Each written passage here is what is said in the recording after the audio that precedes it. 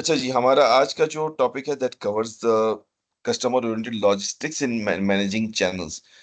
Logistics के क्या क्या मामलात होते हैं इन डेवलपिंग चैनल्स हमने देखा था। अब मैं बार बार कुछ पॉइंट्स को रिपीट करता जाऊंगा, जैसे हमारा जो डिस्कशन रहा है वो सारा का सारा this deals with the third P of marketing. Product से हम डील नहीं करते, प्राइसिंग से हम डील नहीं करते, हम प्लेसमेंट से डील करते हैं। Placement starts from the lifting of stocks from your warehouse till the final offtake where the customer takes your products and use it। इसके अंदर हमारे बहुत हैवी डिस्कशंस हुए थे प्रीवियस सेशन के अंदर, और उसके अंदर हमने बहुत सारी चीजें दूसरे सेक्टर से डिस्कस भी की थी, लर्न भी की थी, जिसके अंदर हमें यही पता चला कि जी गाड़ियों की मूवमेंट कैसे होती है, या कैलसी की मूवमेंट के अंदर क्या इंपॉर्टेंट फैक्टर्स हैं, ये क्या क्या प्रोडक्ट्स हमारे किस तरह मूव करते हैं। एक सर्विस ओरिएंटेड सेक्टर हमारा रह गया है, एचबीएल का, वो टीम आएगी तो उससे डिस्कस करेंगे। So we all came to know कि जी इसमें बहुत सारी चीजें होती हैं जो हमारे इस पूरी मूवमेंट को, इस पूरे सप्लाई चेन को जो मॉनिटर करती है। We are not studying supply chain, we are only concerned about the movement of our products, that they should reach our final customer smoothly. इसके दो तीन पहलू होते हैं। पहला तो ये होता है कि जी आपका जो प्रोडक्ट है वो टाइमली मैन्युफैक्चर हो जाए, उसके पास पहले से फोरकास्टिंग हो और वो मैन्युफैक्चर हो जाए in given quantity. Number two, वो सर अपने, slide change sir slide change नहीं कर नहीं, मैंने भी स्लाइड से शुरू ही नहीं की, मैं तो अभी डिस्कशन फेज में हूँ। दीजिए। स्लाइड से मैंने शुरू ही नहीं की चेंज करना। तो पहली स्लाइड पर ही हूँ। मैं प्रील्यूड दे रहा हूँ ताकि उसके बाद फिर हम आगे मूव करेंगे। तो हमारा पहला पार्ट जो है इसके अंदर सबसे इम्पोर्टेंट वो होता है हमारा प्रोडक्शन के बाद लॉजिस्टिक्स का। दूसरा होता है इन्वेंट्री प्लानिंग का। इन्वेंट्री प्लानिंग के दो तीन हिस्से होते हैं, एक इन्वेंट्री प्लानिंग प्रोडक्शन के एंगल से, दूसरी पेरेंट वेयरहाउसिंग के एंगल से, एंड थर्ड आपके कस्टमर पर, जो आपका फाइनल सेल से पहले जो आपका रिटेलर है जहां से कस्टमर ने ऑफटेक लेना है अपने प्रोडक्ट का, वहां पर उसकी इन्वेंट्री की क्या सूरत हाल है। एंड देन ये सारी चीजें मूव कैसे होनी है, क्या मोड ऑफ ट्रांसपोर्ट यूज करना है। हमने लास्ट क्लास में डिस्कस किया था कि एक ही गाड़ी को एक ही डेस्टिनेशन पे भेजने के लिए हम कंटेनर्स भी यूज करते हैं, और इन सम केसेस हम शिप्स के रोरो भी यूज करते हैं, जो ग्रिल वाले स्ट्रक्चर्स होते हैं वो भी यूज करते हैं। तो वो क्यों यूज करते हैं, क्या यूज करते हैं, that when we come to the presentations we will discuss that. So यहाँ पे बहुत सारे डिसीजंस इन्वॉल्व होते हैं। ऐसी क्या चीज है जो इन डिस्कशंस को इम्पैक्ट करती है, ऐसा क्या है जो इन डिस्कशंस को ड्राइव करता है। Let's see. Customer and logistics focus on creating logistics process. Now this is the most important part, कि आप लॉजिस्टिक्स का पूरा प्रोसेस क्रिएट कर रहे हैं। क्रिएट करने से मुराद ये हो गया कि आपने पूरा का पूरा एक लॉजिस्टिक्स को हमने डेवलप करना है from the production to the last mile. कोई भी चीज जब प्रोड्यूस होती है उसके दो तीन फेजेस होते हैं। एक प्री प्रोडक्शन, जो हमारा सप्लाई चेन का पार्ट है जिसमें हम रॉ मटेरियल्स प्रोक्योर करते हैं, उनका आना हमारे मैन्युफैक्चरिंग यूनिट तक, मैन्युफैक्चरिंग यूनिट से उसका निकलना जिसको हम प्राइमरीज बोलते हैं या प्राइमरी सेल्स बोलते हैं, टू योर फर्स्ट वो वेयरहाउस को फीड करता है, वेयरहाउस से प्राइमरीज पे निकलता है जो आपके डिस्ट्रीब्यूटर्स पे जाता है, डिस्ट्रीब्यूटर जो बेचता है वो सेकेंडरी होता है, एंड देन फाइनल जो होता है वो सेल होता है। सो ये सारी चीजें किस वक्त होती है, जब हम कस्टमर की रिक्वायरमेंट्स को समझते हैं, aiming to enhance satisfaction by delivering products promptly. Number one, पहला क्या करना है, उन्हें प्रोडक्ट को टाइमली डिलीवर करना है, एफिशिएंटली। ना एफिशिएंटली के अंदर आपके पास अभी तो एफएमसीजी की एग्जांपल्स है ना, लेकिन आपके पास रोजमर्रा के प्रोडक्ट्स में डेयरी प्रोडक्ट्स भी तो हैं, रोजमर्रा के प्रोडक्ट्स में आपके एग्स भी तो हैं। इनको हमने डिलीवर करना है efficiently and in desired condition. तो जितना फ्रिजाइल प्रोडक्ट होगा, ग्लास की मूवमेंट है उसकी रिक्वायरमेंट अलग होगी, ग्लास के बर्तनों की रिक्वायरमेंट अलग होगी, हैवी मशीनरी की रिक्वायरमेंट अलग होगी, राइट। हर एक की एफिशिएंसी, हर एक की डिजायर्ड कंडीशन डिफरेंट होगी। सो इसके अंदर क्या चीजें हैं जो आप मॉनिटर कर रहे होते हैं। Number one, order fulfilment, ensuring customer orders are processed and delivered accurately and on time. ये फुलफिलमेंट का लफ्ज आपको बार बार इस पूरी प्रोसेस के अंदर नजर आएगा। Delivery reliability, consistent and dependable delivery services that meet customer expectations. Service quality include aspects like packaging, handling, and customer service, and post delivery support. Flexibility and adaptability. ये flexibility and adaptability, this has actually enhanced in the times of COVID. Customers have become more demanding. अब हम इसके अंदर सिर्फ वो parts ना देखें जिसके अंदर हमारा प्रोडक्ट डिलीवर होता है. हमने कुछ दिनों पहले भी शायद डिस्कस किया था कि आज से 6 साल पहले, इनफैक्ट 8 साल पहले, जब करीम मार्केट में आया था नया, तो कस्टमर्स वही थे जो बाहर धूप में निकलते थे, गर्मी में खड़े होते थे और सारे हैगलिंग के प्रोसेस से गुजरते थे एक रिक्शा वाले के साथ. भाई सदर जाना है, कितने पैसे हो जाते हैं, कितने नहीं हो जाते. एंड देन इवेंचुअली एक कंपनी केम जिसने 8 साल के बाद लोगों का माइंड ये कर दिया कि भाई आपकी गाड़ी में एसी चलता रहना चाहिए, एसी नहीं चलेगा तो मैं कंप्लेन करूंगा, गाड़ी की कंडीशन अच्छी होनी चाहिए, गाड़ी खराब नहीं होनी चाहिए. रिक्शा वाले के साथ 8 साल पहले ये नखरे नहीं होते थे हमारे. आज जब हम ये गाड़ी मंगवाते हैं तो हर बंदे के ये नखरे हैं कि जी जैसी मैं सर्विस चाह रहा हूँ वैसी मुझे मिले. तो फ्लेक्सिबिलिटी एंड अडॉप्टेबिलिटी, ये सारी चीजें, ये डिजिटल सप्लाई चेन का पार्ट है. This is again place and CDM in process, in action, but in the form of services. गाड़ी टाइमली आनी चाहिए, गाड़ी का टाइम पता होना चाहिए, ड्राइवर की कंडीशन ये होनी चाहिए. तो customers have evolved over the time and now their expectations are quite different. आज से 10 साल पहले के लोगों से आप पूछेंगे तो उनकी इतनी एक्सपेक्टेशंस नहीं होती. वो बोलते थे काली पीली टैक्सी भी रोक लो तो एक फैसिलिटी होती है, ये येलो कैब कर लो, या बहुत ज्यादा हो गया कोई बहुत प्रीमियम साइड है तो व्हाइट कैब कर लो, व्हाइट रेडियो कैब कर लो, वो आपको कहीं लेके जाएगी. आज के कस्टमर की रिक्वायरमेंट्स बहुत डिफरेंट है. So the customers have become more adaptable, more evolved, and so have the supply chains. उनका जितना जो सप्लाई चेन का जो मैकेनिज्म है, जो उनको सर्विस डिलीवरी का मैकेनिज्म है, that has also evolved over time, right? इस सारे के अंदर हुआ क्या है, इस सारे के अंदर कुछ अच्छी चीजें हुई हैं और कुछ बुरी चीजें हुई हैं. प्रोस तो बहुत अच्छे हैं, कस्टमर सेटिस्फेक्शन, लॉयल्टी, यस, ये सारा का सारा आपका कस्टमर सेटिस्फेक्शन लॉयल्टी ये तो इम्प्रूव हो गया, ये तो हमें नजर भी आ गया. कस्टमर सेटिस्फाइड है, कस्टमर खुश है, कस्टमर लॉयल है. Increases competitive advantage through enhance service quality. आपने देखा होगा कि सर्विस क्वालिटी लोग इंप्रूव करते चले गए. वंस एक सेक्टर ओपन हो गया तो लोग उसकी सर्विसेज क्वालिटी को इंप्रूव करते चले गए. And reduce stock outs. Stock outs services के अंदर ऑब्वियसली नहीं होता. Service availability is considered as stock out, और अवेलेबिलिटी ऑफ व्हीकल. जब प्रोडक्ट्स की बात करते हैं तो जाहिर है it become something different. Reduce stock outs by aligning inventory with customer demand. तो आपने अगर जो भी अपने दिमाग में एग्जांपल लेनी है उसके अंदर आपने फिजिकल प्रोडक्ट्स जिनमें मैन्युफैक्चरिंग होती है, and products like and services like Careem and Yango, इनकी भी कंपैरिजन रखनी है आपने. और साथ में बैंकिंग सेक्टर को भी दिमाग में रखना है कि कहाँ कहाँ पर क्या क्या चीजें होती है. बट कौन इसके क्या हुए? Higher cost due to additional customer service and delivery options. जैसे जितना आप फ्लेक्सिबल करेंगे अपने कस्टमर्स को की सर्विसेज को, आपकी कॉस्ट जो है ना वो बढ़ती चली जाती है. ये मार्केटिंग का थंब रूल है. अगर आप मास मार्केटिंग कर रहे हैं किसी भी चीज की, अगेन मार्केटिंग के अंदर 4 हिस्से होते हैं ना: प्रोडक्ट, प्राइस, प्लेस, प्रमोशन. अगर आप मास लेवल पे कोई चीज कर रहे हैं तो आपका यूनिट कॉस्ट हमेशा कम होती है. आप जितने छोटे सेगमेंट को टारगेट करेंगे आपकी यूनिट प्राइस ऑफ मार्केटिंग उतनी बढ़ती चली जाती है, राइट? आप अखबार के अंदर छपवाते हैं, उसकी सर्कुलेशन डिफरेंट होती है, टीवी एड का पर व्यू बहुत डिफरेंट होता है as compare to personal selling. Personal selling की कॉस्ट बहुत हाई होती है. सो जितना आप कस्टमर की एक्सपेक्टेशन के करीब जाते जाएंगे, अपने सेगमेंट्स को माइक्रो करते जाएंगे, माइक्रो सेगमेंट्स की तरफ जाते जाएंगे, your marketing costs will increase. Now, this marketing cost includes the cost of channel, includes the cost of product, includes the cost of advertisement, includes the cost of marketing and promotion. सारी चीजों की price बढ़ती चली जाती है. Complexity in logistics management with frequent changes based on customer needs. Customer जैसे जैसे demanding होता जाता है आपकी लॉजिस्टिक्स की रिक्वायरमेंट्स भी चेंज होती चली जाती हैं.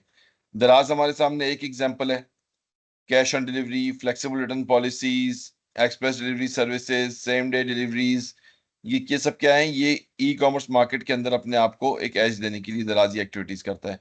टीसीएस क्या करता है? Last mile delivery options across remote regions, ensuring accessibility even for customers in rural areas.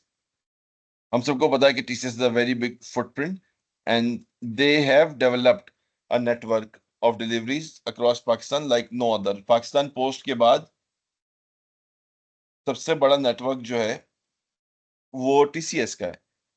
In some cases कुछ एरियाज में पेनिट्रेशन शायद लेपर्ड्स की ज्यादा हो, बट अपेरेंटली टीसीएस का नेटवर्क सबसे बड़ा है पाकिस्तान पोस्ट के बाद। तो ये पूरा जो नेटवर्क बनाया है, ऑब्वियसली इसकी एक कॉस्ट है।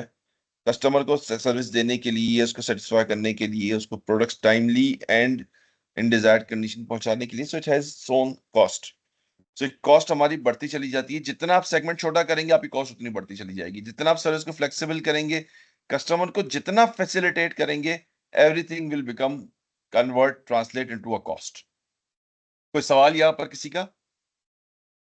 सर अगर ब्रॉडर लेवल पर लॉजिस्टिक्स देखें तो कोविड के बाद काफी चेंजेस आए हैं बहुत सारी हम्म। सर्विसेज में। हम्म। तो फॉर एग्जांपल वर्ल्ड वाइड बहुत चैलेंज हुई है लॉजिस्टिक सर्विसेज, शिपमेंट डिले हुई है, ये तमाम चीजें। तो कोई सर नया कुछ देख देख रहे हैं हम फ्यूचर में कि कोई नई चीज आएगी इसमें, नई चेंजेस आएंगी, या वही कन्वेंशनल वे से हम? देखिए, ये जो कोविड के अंदर हुआ है वो इटसेल्फ एक चेंज है, नंबर वन। लेकिन इससे आगे जो आप देख रहे हैं, जिस सेक्टर को लॉजिस्टिक्स के अंदर स्पेसिफिकली, वो आपका एक सेक्टर जो इवॉल्व हो रहा है वो क्विक कॉमर्स का हो रहा है। जैसे ई कॉमर्स था, ई कॉमर्स के अंदर अब एक जो सब सेक्टर बन रहा है, that is quick commerce. Quick commerce से मुराद ये है, जो आपने कुछ अर्सा पहले अभी एक्सपीरियंस किया है क्रेव मार्ट को। Crave Mart launched a service pan Pakistan, pan Karachi, के get your order within 10 minutes. तो वो विद इन 10 मिनट्स के अंदर किस तरह उसको ऑपरेट करना है, कितने, क्योंकि हम उसके ऑपरेशंस देख रहे थे at that time from an organization. So we knew कि उसने अपना किस तरह का मॉडल बनाया हुआ है। हब स्पोक मॉडल उसने बनाया हुआ। हब स्पोक मॉडल ये होता है कि आप एक सेंट्रल वेयरहाउस रखते हैं, एंड देन आप छोटे स्पोक्स बना देते हैं। छोटे स्पोक्स छोटी दुकानें भी हो सकती हैं, जिनके अंदर आप कस्टमर की हाईली फ्रीक्वेंसी जिन प्रोडक्ट्स की होती है, उन आइटम्स को रखते हैं। ये आपको लगता है कि जिसकी डिमांड बहुत ज्यादा आएगी बहुत शॉर्ट टाइम के अंदर, जिसके अंदर आपके बाज़ औक़ात हेडफोन्स भी होते हैं, आपके दूध नाश्ते के आइटम्स भी होते हैं, ये बेसिक चीजें वो उसको फीड करते थे। And then they use to deliver those. कि जिन्होंने गुलशन के अंदर एक हब बनाया है अगर, तो it has to cover like 5 kilometre radius या 4 किलोमीटर रेडियस। तो उन्होंने कराची के अंदर कुछ एरियाज को कवर करते हुए एज अ मार्केट 36 हब्स खोल दिए थे। वो 36 स्पोक्स खोल दिए थे। वो 36 spokes use to cover whole of Karachi within 10 minutes. So obviously, the cost went high, services were good, but and customers got a lot of flexible options for delivery. But again, given the cost, it was not sustainable. वो जो cost का जो structure था, हर customer को हर वक्त 10 minute में हर चीज नहीं चाहिए होती, right? So it was an experiment. But आजकल के दौर में हम एक दूसरी चीज देखते हैं जो कोई कॉमर्स की है, उसके अंदर आपको कहते हैं कि जी हम 3 घंटे में 4 घंटे में डिलीवरी कर देंगे आपको। इसी तरह आपके पास ये जिसको आप कहते हैं कि जी ये बाइकिया की डिलीवरीज या यंगो की डिलीवरीज प्रोडक्ट्स की, दिस इज क्विक कॉमर्स। इसी तरह दराज आपको कुछ चीजें सेम डे में देता है, इसी तरह टीसीएस आपको कुछ चीजें सेम डे में देता है। This is all quick commerce. So quick commerce तक तो हम पहुंच गए हैं कि हम सेम डे के अंदर या 4-3 घंटों के अंदर। कोविड से पहले नहीं था ऐसा कुछ भी। कोविड से पहले आपका यूजुअल डिलीवरी टाइम जो होता था वो होता था 36 आवर्स का, 96 आवर्स का। देन कोविड केम, उसने पूरी दुनिया चेंज कर दी, लोगों का ई कॉमर्स के ऊपर प्रेशर बढ़ गया, ब्रिक एंड मोटर से लोग दूर हो गए कुछ अरसे के लिए। So markets are evolving, times are getting short. Ultimately क्या है लॉजिस्टिक्स सारी, क्या होती है? कस्टमर तक चीज पहुंचाना है ना, ये सारा चैनल मैनेजमेंट क्या है? This is delivering a product from its origin या और wherever it is to customer within given time. वो विद इन गिवन टाइम के साथ आप कितना मैनिपुलेट कर सकते हैं, कितना उसके साथ खेल सकते हैं, this is how the whole supply model changes. देखिए एक्सक्यूज मी सर, मेरा एक छोटा सा क्वेश्चन है। वो ये है कि सर मॉडल तो हमारा सेम ही है ना, मॉडल तो हमारा ई कॉमर्स का जो चेंज हुआ है कोविड में, वो उसके बाद वही हम्म। फॉलो हो रहा है। और लॉजिस्टिक्स के अंदर आप ये कर लिया आपने कि क्या कहते हैं उसको, छोटी शॉप्स आ गई, चीजें आ गई, लेकिन सर मॉडल तो हम्म। लॉजिस्टिक्स का सेम ही रहा ना। एक सिर्फ हमारे पास बाइक एंटर हो गई, हम ई कॉमर्स पे आ गए, लेकिन बाकी चीजें तो सर सेम है। इसमें और जिद्दत तो मतलब इस एक्सपेक्ट से आना पॉसिबल नहीं नजर आ रहा। जैसा कि ये देखिए, लास्ट जो क्वेश्चन आया था मॉडल, उसको मद्देनजर रखते हुए मैं कैरी ऑन कर रहा हूँ उसको। क्वेश्चन को, जी जी तो जी मजीद जी जिद्दत तो जी सर इसके अंदर नहीं है, वो 2019 से सेम पैटर्न ही फॉलो हो रहा है। सर, आप 2019 की बात करें, मैं तो समझ रहा हूँ कि लॉजिस्टिक्स का पैटर्न की अगर आप बात करते हैं, फंडामेंटल्स की बात करते हैं, चैनल्स की, तो मेरे ख्याल से तो कई 100 सालों से ये मॉडल सेम है, नॉट सर फ्रॉम ये 2019।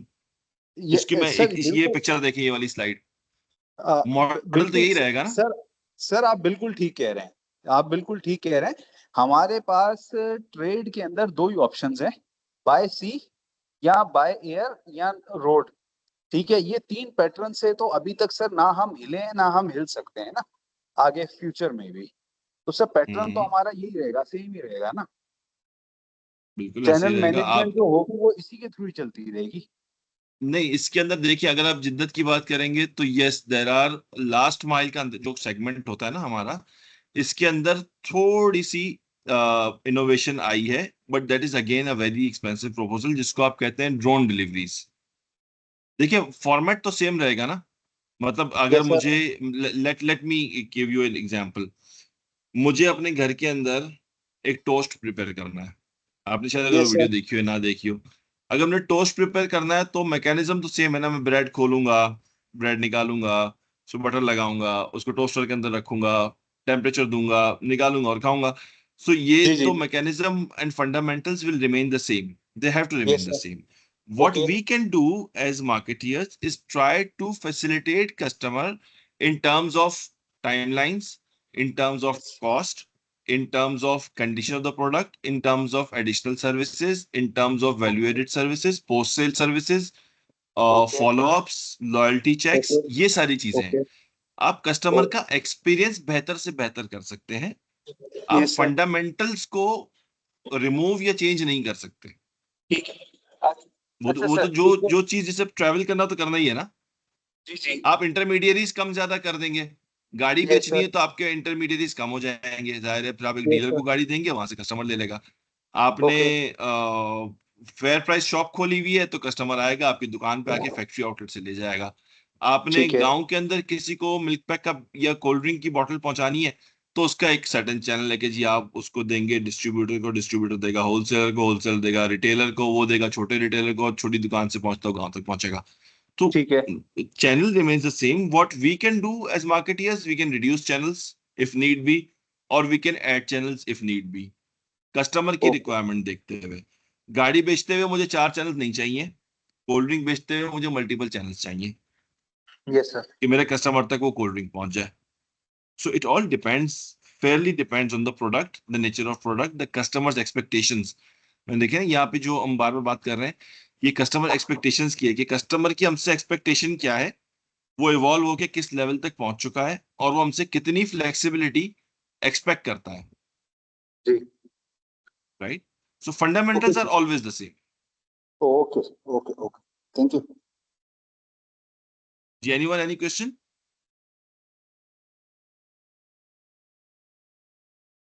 जितना आप लोग क्वेश्चन करेंगे, लेक्चर इतना इंटरेस्टिंग होगा और इतना लेस बोरिंग होगा। सर एक ट्रांसफॉर्मेशन तो हुई है सर, दिलावर बात कर रहा हूँ।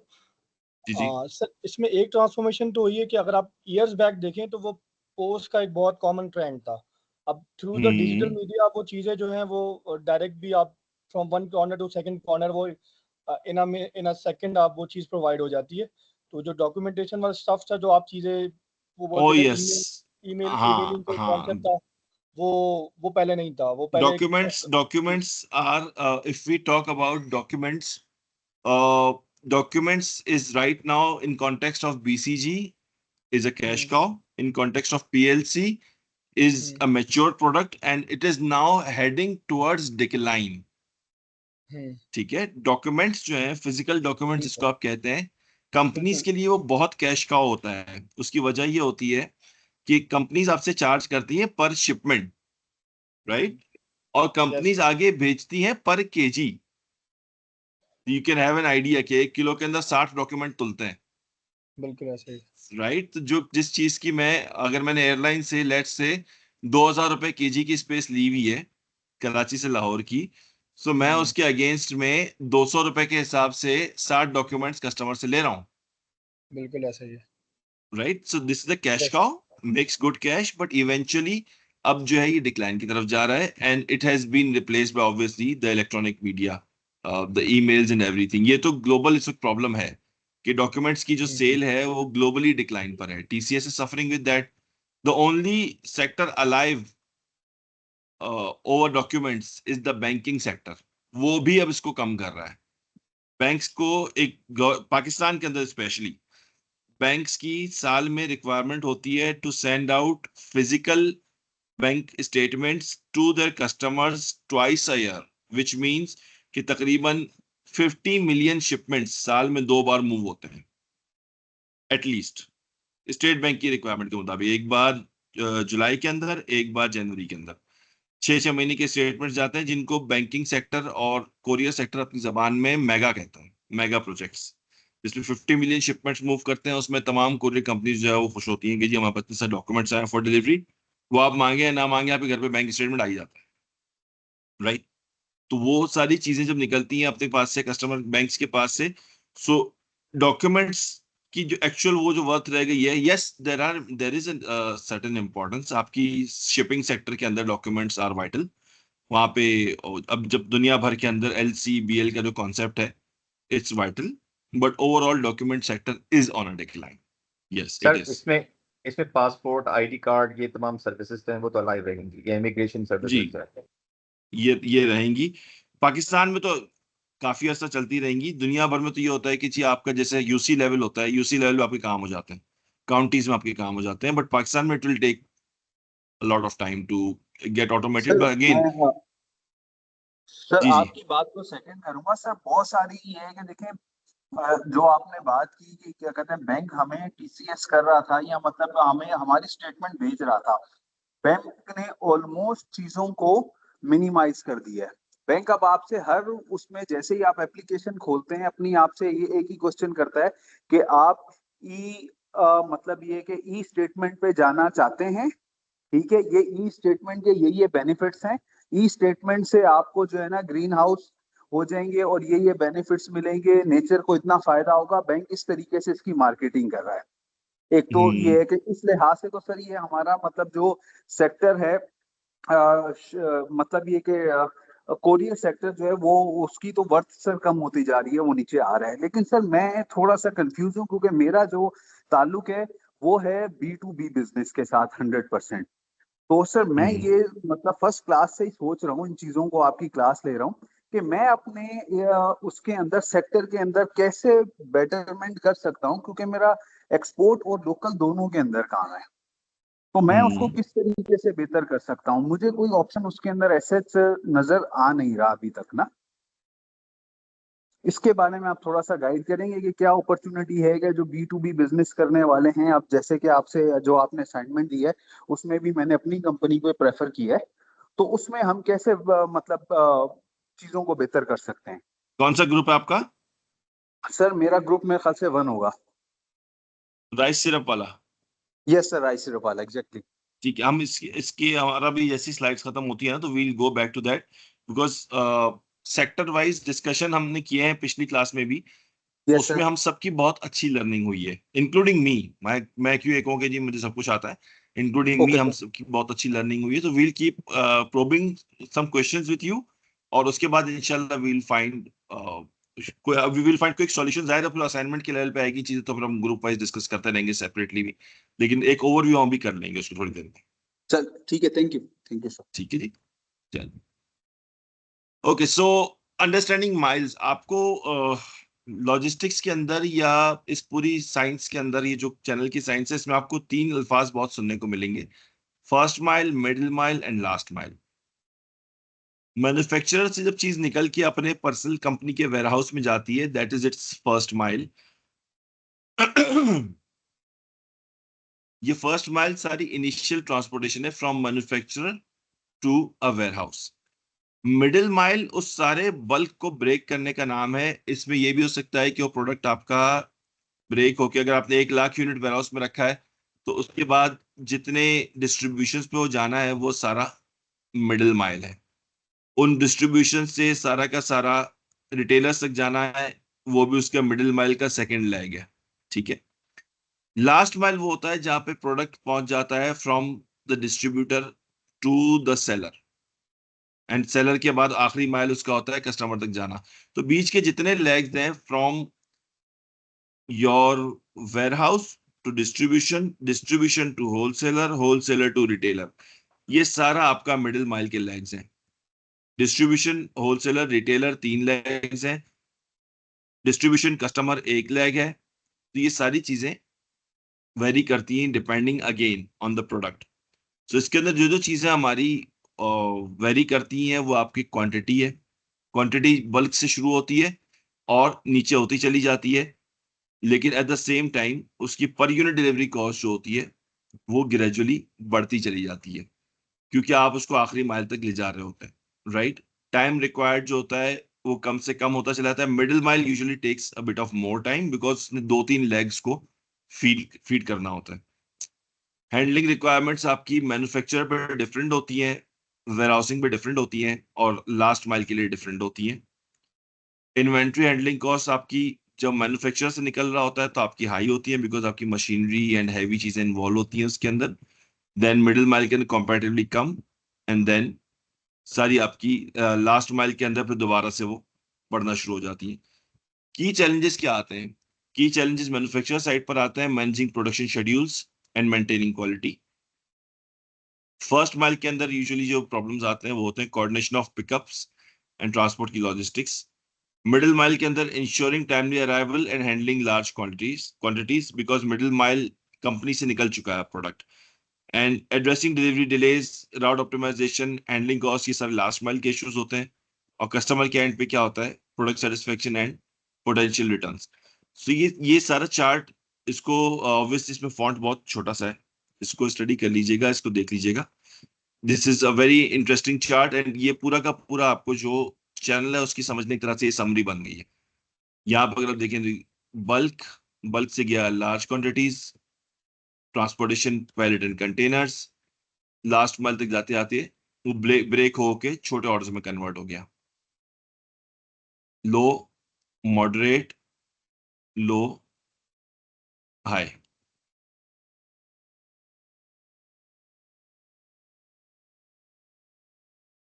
प्रोडक्शन टाइम,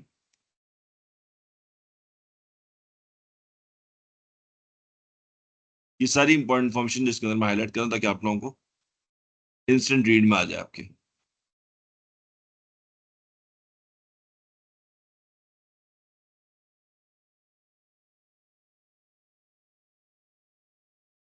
व्हीकल की अगर आप शक्ल देखेंगे तो अगर आप नोट करें ऊपर इमेजेस में भी, व्हीकल्स भी हमारी चेंज हो जाती हैं।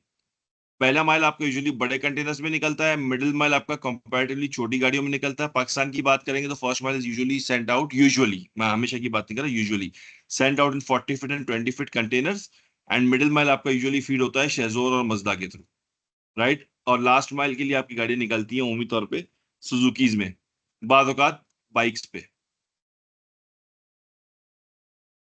और अभी थोड़ी देर पहले आई डोंट नो किसकी आवाज थी जिन्होंने कहा था कि जी हमारे पास 3 मोड्स होते हैं ट्रांसपोर्ट के, तो 3 नहीं होते हमारे पास, 4 मोड्स होते हैं। It's by road, by rail, by sea and by air. आजकल के दौर में रेल कौन यूज करता है, मैं ये भी दिखाया था आपको। सर पांचवा भी होता है by pipeline. Oh yes, by pipeline. क्या बात है, किसकी आवाज थी ये? यूसुफ फारूक।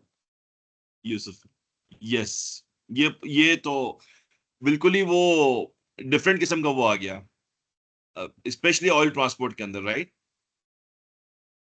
जी that sir, is oil. That is again a part of channel management. अच्छा, उस पाइपलाइन के अपने चैलेंजेस होंगे ना, मैन्युफैक्चरिंग कहाँ से होती होगी, पंप कैसे होता होगा, मशीनरी क्या इन्वॉल्व है, कैसे फ्लो होगा, कैसे नहीं होगा। Yes, amazing.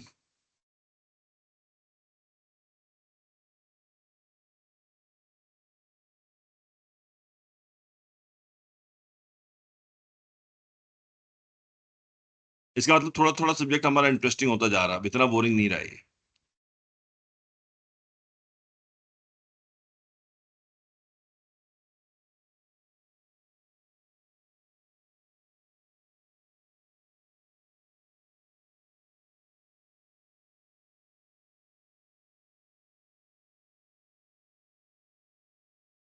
कोई सवाल यहाँ पर? इसमें से जो नजर आ रहा है इन्वेंट्री होल्डिंग कॉस्ट में, जहां वेयर हाउस आ रहे हैं वहां कॉस्ट हायर हो रही है, तो इसको भी यस लॉजिस्टिक ने मेरा ख्याल है सब इसको कवर किया है काफी हद तक, जो स्पीड डिलीवरी और ये तमाम चीजें। यस, ये सारी प्लानिंग जो स्पीड डिलीवरीज की होती है, ये होती है इसीलिए कि आपकी वेयरहाउसिंग कॉस्ट, सेकेंडली वेयरहाउसिंग के साथ उसके अपने प्रॉब्लम्स आते हैं। मेरा जो there was a experience where I worked in a company, it was a warehousing startup. मेरा ये ख्याल था कि वेयरहाउस की डेफिनेशन जो है ना, वो सिर्फ ये होती है कि जी वेयरहाउस एक चार दीवारी का नाम है जहाँ पे माल रखा जाता है और जहाँ से माल उठाया जाता है। But when I actually jumped into the business, और मुझे जब उसकी प्रोसीजर मैप्स बनाने पड़े, तो आई केम टू नो कि warehousing in itself is a complete subject, इंतहाई detailed subject, not just a subject, इंतहाई डिटेल्ड सब्जेक्ट, जिसके अंदर आपके पैलेट के ऊपर रखा हुआ लोड, किस वक्त आपने पैलेट्स लगाने हैं, किस वक्त आपने उसके अंदर वो रैक्स लगाने हैं, रैकिंग वर्सेस फ्लोर पैलेटिंग कहाँ इंपॉर्टेंट होती है, this is all cost, infrastructure की कॉस्ट है। पैलेट के ऊपर आप सर्टेन लेवल तक स्टॉक रख सकते हैं, 4 फीट 5 फीट तक स्टॉक रख सकते हैं, लेकिन जब आप बात करते हैं उसकी रैक्स की, तो यू गेट इनटू 5 फ्लोर्स। जब 5 फ्लोर्स की बात करते हैं तो उसमें लेज के चिप्स जैसा स्टॉक नहीं रख सकते। वो लेज के चिप्स जैसा स्टॉक जो है वो पैलेट्स पर ही आना है, इवन दो कि उसका वेट नहीं होता, right. But obviously when it comes to stocks like drums, तो ड्रम्स आप उसके अंदर भी रख सकते हैं, डोमिनोज के अंदर, उसके अंदर रख सकते हैं, रैक्स के अंदर। एंड रैक्स के बाद again, when you are operating racks, if you go to YouTube and you check the accidents that happen in the warehouses with these racks, तो पूरे डोमिनोज की तरह गिरते हैं। एक रैक पे अगर आपका लिफ्टर गलत लग गया, सो पूरा का पूरा स्टॉक बर्बाद कर देगा, आपका पूरा वेयरहाउस तबाह कर देगा, आपका चंद मिनटों के अंदर करोड़ों का इन्वेंट्री तबाह कर देगा। So everything has its own cost, and yes, wherever there is warehousing involve, it will increase cost. तो कंपनीज की कोशिश ये होती है कि वो वेयरहाउसिंग कम से कम करें। That is why they work on the hub spoke model, कि आप छोटे छोटे स्पोक्स बनाएं, छोटी छोटी वेयरहाउसिंग करें और कस्टमर्स को आप जल्द जल्द फीड करें। So this is sir how companies run. Rentable business में सॉरी, वेयरहाउसिंग का बिजनेस, रेंटेबल बिजनेस में वेयरहाउसिंग का बिजनेस बेस्ट मेरा ख्याल है। रेंट के अंदर यस वेयरहाउसिंग का बिजनेस, बट वेयरहाउसिंग की जो अपनी इंफ्रास्ट्रक्चर कॉस्ट होती है, वो अगर आप देखेंगे एक प्रॉपर वेयरहाउस बनने की जो कॉस्ट होती है, प्रॉपर वेयरहाउस से मुराद ये होता है कि उसके अंदर डॉक्स बने हुए हो, उसके अंदर लिफ्टर चलने की जगह हो, उसके अंदर एडजस्टेबल डॉक्स होते हैं जो कंटेनर की हाइट के हिसाब से अपने आप को एडजस्ट करते हैं। वो सारी जब कॉस्ट की बात करते हैं तो it's a very high cost. उसके फ्लोर का मटेरियल क्या होना चाहिए, उसके अंदर आप नॉर्मल मलबा नहीं भर सकते, उसके अंदर there is a lot of science involve. But yes, once the warehouse is made, तो उसके बाद तो फिर आप उसको, you mint money like anything. So I have observed this business very closely. And yes, warehousing banana is मतलब मुझको बोलते थे कि यार इतनी मीनाकारी है, हमें तो आइडिया नहीं था कि इतनी मीनाकारी होती है। हम तो समझते थे कि चार दीवारी से माल लग देते थे, बस खत्म। तो इतना आसान नहीं होता। सिर्फ एक छोटी पेस्ट सी कंट्रोल, एग्जांपल ये है। Sorry, pest control, pest control, rodent control वगैरह हर चीज ही आ जाती है इसमें। यस, बर्ड पेस्ट और फ्लू रोडेंट तो एक प्रोटेक्शन। तरफ है, उसके अंदर बर्ड कंट्रोल भी आता है। मतलब चिड़ियों को भी छर्रे मार मार के उड़ाना पड़ता है वहां से, कि जी चिड़ियां उसके अंदर बैठी हुई, स्टॉक के ऊपर जो है वो बीट करती हैं तो वो खराब होता है। But other than that, just a very very simple example, जो हम पिछली क्लास में हाइग्रोस्कोपिक प्रोडक्ट्स की बात कर रहे थे। सिर्फ एक अगर बड़ा वेयरहाउस भी है और उसके अंदर एक साथ टोबैको एंड चाय टाइप का आइटम रखा है और दूसरे कोने में उसके कुछ थोड़े से कुछ कार्टन सर्फ के रखे हुए हैं, तो आपकी चाय का पूरा स्टॉक या टोबैको का पूरा स्टॉक खराब होने का अंदेश है।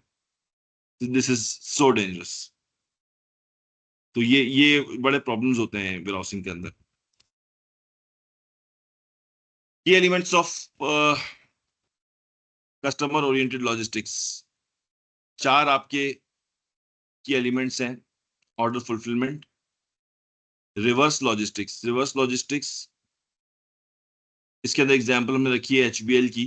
बट उम्मीद तौर पे आपके पास भी अगर प्रोडक्ट्स आते हैं जो खराब होते हैं, तो आप कहते हैं कि जी इसको वापस लेके जाएं, राइट।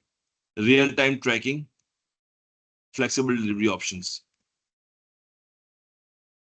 ये हमारे की एलिमेंट्स है जिस पे आप कस्टमर ओरिएंटेड लॉजिस्टिक्स को बिल्ड करते हैं। आप इन लाइंस के ऊपर अपने तमाम लॉजिस्टिक्स को डेवलप करते हैं। ये हम जितनी भी अभी चैनल डेवलपमेंट पढ़ रहे होंगे आगे, तो ये सारी की सारी इसके अंदर इन्वॉल्व होंगी चीजें।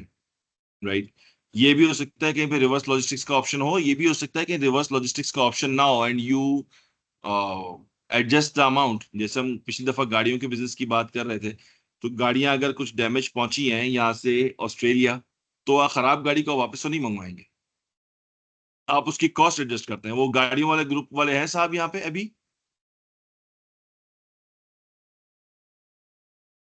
Yes sir. जी।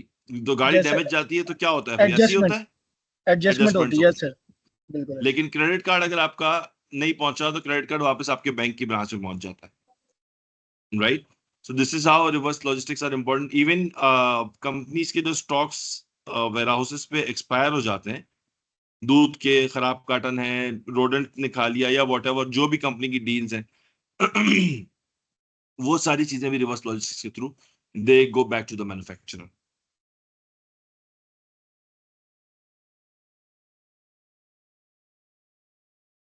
इन्वेंट्री मैनेजमेंट अगला फेज है इसका। छोटा सा ओवरव्यू है, nothing detailed, nothing too much.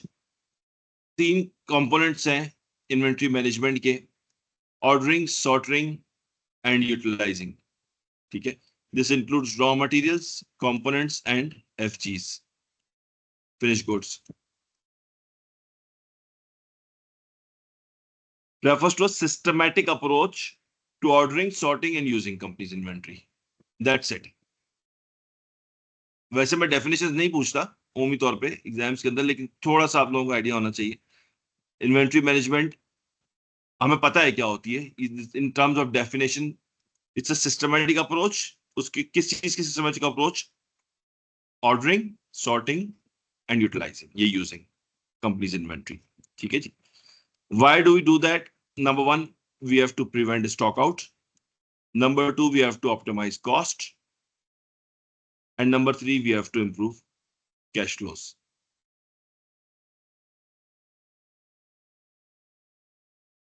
कुछ टाइप्स ऑफ इन्वेंट्री मैनेजमेंट है, very basic types, not too detailed, not something to be worried about. Just in time inventory वो होती है जहां पे इन्वेंट्री ऑर्डर की जाती है and received as and when needed for production और सेल्स। ये यूजुअली अपैरल मैन्युफैक्चरिंग के अंदर यूज होती है, क्योंकि अपैरल के अंदर फैशन बहुत तेजी से चेंज हो रहा होता है, ट्रेंड्स बहुत तेजी से चेंज हो रहे होते हैं। तो आपकी ये टेक्निक वहां पर यूज होती है कि जी आपको जिस डिजाइन के बटन चाहिए बस वो आते हैं, वो इन्वेंट्री में यूज होता है, वो स्टॉक निकल जाता है, उसके बाद वो बैच की जरूरत हो तो इस्तेमाल करें, अदरवाइज उसको इस्तेमाल आप नहीं करते। सेफ्टी स्टॉक से मुराद ये होता है कि आप एक्स्ट्रा इन्वेंट्री रखते हैं to avoid stock outs due to unexpected demand. Lead time से मुराद ये कि कितना भी ऑर्डर प्लेस करने से लेकर उसको रिसीव करने तक का जो टाइम है उसको लीड टाइम कहा जाता है। Economic order quantity, EOQ, is a formula-based approach to determine the ideal order quantity that minimizes total inventory cost. अच्छा, हर कंपनी का EOQ डेवलप और कैलकुलेट करने का फॉर्मूला डिफरेंट होता है। कुछ कंपनीज सिंपली ये कहती है कि जी मेरे पास 5 दिन का स्टॉक एक्स्ट्रा चाहिए, कुछ के पास प्रॉपर फॉर्मूले बने हुए होते हैं। तो एक EOQ is a separate subject, हम उसकी डिटेल्स में नहीं जाएंगे, ना हमारा वो एरिया है। Just to have an idea, economic order quantity, to understand the term, it's a formula-based approach to determine the ideal order quantity that minimizes total inventory cost. आपने इतनी इन्वेंट्री भी नहीं लेनी होती कि आपको इन्वेंट्री रखने की कॉस्ट लग जाए ज्यादा, और आपने इतनी कम इन्वेंट्री भी नहीं रखनी होती कि आप बार बार ऑर्डर प्लेस करके लॉजिस्टिक्स कॉस्ट खर्च कर रहे हो। तो आप एक EOQ का फॉर्मेट होता है वो डेवलप करते हैं, उसके ऊपर अपनी डिटेल्स डालते हैं एंड देन आप उसको यूटिलाइज करते हैं। ABC फॉर्मेट ये होता है कि आप चीजों को कैटेगराइज करते हैं। A category is high priority, then B category and third is low priority, based on value and usage frequency. क्या चीज कितनी इंपॉर्टेंट है किसी भी मैन्युफैक्चरिंग यूनिट के लिए, that is categorize as A, B and C, right. इसी तरह जैसे आपके let's assume components of Tetra pack.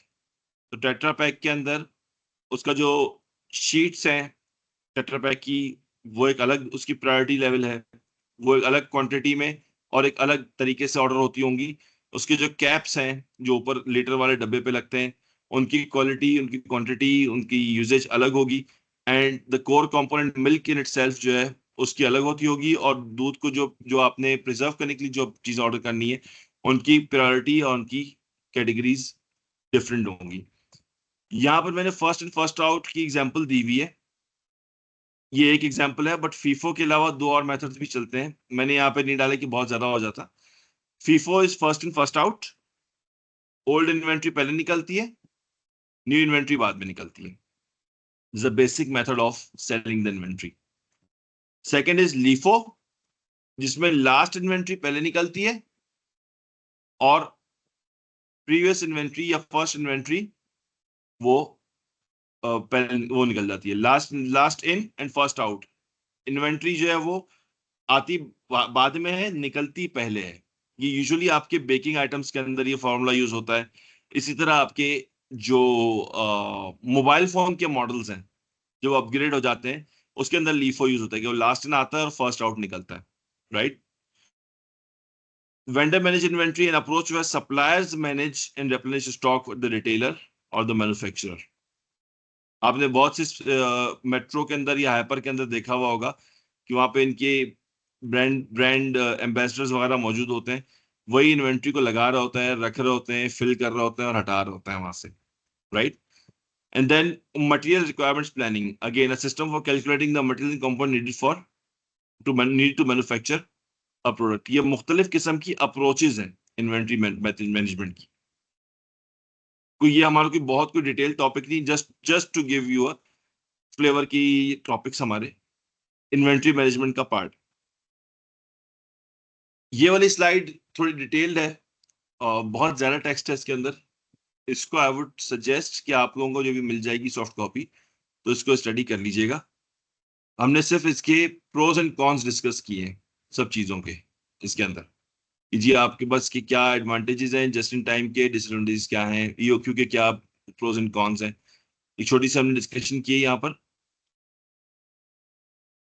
ये हमारा जो मॉडल है जिसकी हम बात कर रहे थे, इसके अंदर हमने जाहिर है वो ऑयल वाला पार्ट नहीं रखा, थ्रू पाइपलाइन नहीं रखा। सो रोड, रेल, एयर एंड सी, इन सब के अपने अपने वो हैं, एडवांटेजेस हैं, डिसएडवांटेजेस हैं। So very basic slide. Road के अंदर मोर फ्लेक्सिबिलिटी, लास्ट माइल के लिए ज्यादा सूट करता है, रेल के लिए cost effective for large shipments. आज के दौर में मेरे ख्याल से कोल आपका सारा रेल से जाता है। इवन बहुत सी कंपनीज आपका जो ऑयल है, जो कुकिंग ऑयल है, वो भी सारा ट्रेन के थ्रू ट्रांसपोर्ट करती हैं, राइट। एयर के अंदर we all know it's the fastest mode of transportation, and sea के अंदर we know it's for bulk and long transit. सबके अपने अपने, अगर आप देखेंगे यहाँ पर तो there are lots of advantages and disadvantages against each channel. और इत्तेफाक की बात है कि हमारे पास क्लास के अंदर ऐसे मेंबर्स हैं जिसके साथ हम ये चीजें डिस्कस कर रहे होंगे, हम एयर की डिस्कस कर रहे होंगे, हम रोड की डिस्कस कर रहे होंगे। So we have teams in the class, तो उस वक्त हम ज्यादा इसको डिटेल में देख लेंगे। अगेन डिसीजन फैक्टर्स क्या होते हैं जो हम बात कर रहे थे अभी, कि आपने डिसाइड करना होता है कि आपने कौन सा मोड ऑफ ट्रांसपोर्ट इस्तेमाल करना है, right. So it's cost in the first place, speed कब तक पहुंचाना है, डिस्टेंस कितना है, रिलायबिलिटी कितनी है, फ्लेक्सिबिलिटी की रिक्वायरमेंट क्या है, नेचर ऑफ गुड्स क्या है, इंफ्रास्ट्रक्चर जहां भेज रहे हैं वहां पे क्या अवेलेबल है और क्या नहीं है, रेगुलेटरी रिक्वायरमेंट्स क्या है, एनवायरनमेंट के ऊपर इसका क्या इम्पैक्ट है, volume and frequency of shipments क्या है, एंड कस्टमर सर्विस की रिक्वायरमेंट्स क्या है। ये सारे आपके ट्रांसपोर्टेशन के डिसीजंस हैं सारे। ये इसके ऊपर डिपेंड करता है कि आपने जो प्रोडक्ट को ट्रांसपोर्ट करना है, whichever mile you are selecting, उसको आपने सिलेक्ट कैसे करना है और उसको आपने भेजना कैसे। तो these are the variables that impact your decisions. कोई सवाल यहाँ पे?